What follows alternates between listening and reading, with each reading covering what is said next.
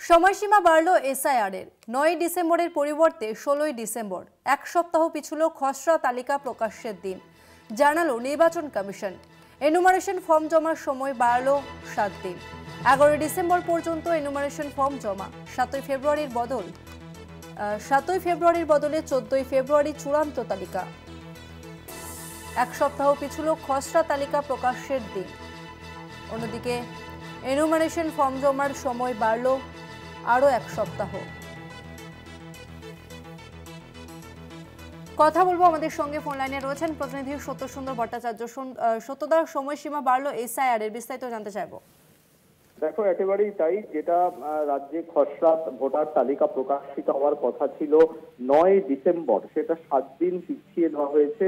জাতীয় নির্বাচন কমিশনের তরফে বিজ্ঞপ্তি দিয়ে জানানো হয়েছে, সেটা শুধুমাত্র যে এ রাজ্যের জন্য তা নয়, যে ১২টি রাজ্য এবং কেন্দ্রশাসিত অঞ্চলের জন্য গত ২৭শে অক্টোবর এই এসআইআর এর বিজ্ঞপ্তি জারি হয়েছিল, এই ১২টি রাজ্যের ক্ষেত্রেই কিন্তু এর খসড়া ভোটার তালিকা অর্থাৎ ড্রাফট রোল প্রকাশের যে দিন, সেটা ৭ দিন পিছিয়ে দেওয়া হয়েছে। সেটা আগামী ১৬ই ডিসেম্বর খসড়া ভোটার তালিকা প্রকাশিত হবে।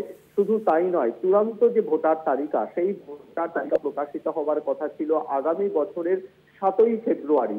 সেই দিনটিও কিন্তু ৭ দিন পিছিয়ে গিয়েছে, অর্থাৎ আগামী বছরের ১৪ই ফেব্রুয়ারি চূড়ান্ত ভোটার তালিকা প্রকাশিত হবে। এই ১২টি রাজ্যে, তাদের মধ্যে আমাদের রাজ্য পশ্চিমবঙ্গ রয়েছে। এর পাশাপাশি এর আগে বিএলওরা যখন এনুমারেশন ফর্ম ডিজিটাইজেশনের কাজে তাদের ব্যাহত হচ্ছিল, বিএলও অ্যাপ ঠিকভাবে কাজ করছিল না, তারা একাধিকবার নির্বাচন কমিশনের কাছে দাবি জানিয়েছিল যে সময়সীমা যাতে বাড়ানো হয়। সেক্ষেত্রে এনুমারেশন ফর্ম জমা দেওয়ার সময়সীমা, যেটা ৪ ডিসেম্বর পর্যন্ত ছিল, সেটাও ৭ দিন বাড়ানো হয়েছে। সেই সময়সীমা বাড়িয়েও ১১ই ডিসেম্বর পর্যন্ত করা হয়েছে, অর্থাৎ ১১ ডিসেম্বর পর্যন্ত এনুমারেশন ফর্মের ডিজিটাইজেশন প্রক্রিয়া চলবে এবং যে কোনো ভোটার তিনি তার এনুমারেশন ফর্ম ১১ই ডিসেম্বর এর মধ্যে তিনি জমা দিতে পারবেন, এমনটাই কিন্তু বিজ্ঞপ্তি দিয়ে জানিয়েছে জাতীয় নির্বাচন কমিশন। সত্যদা, আপনি আমাদের সঙ্গে থাকুন, আমরা কথা বলবো। আমাদের সঙ্গে ফোন লাইনে রয়েছেন বিজেপি নেতা রাহুল সিনহা।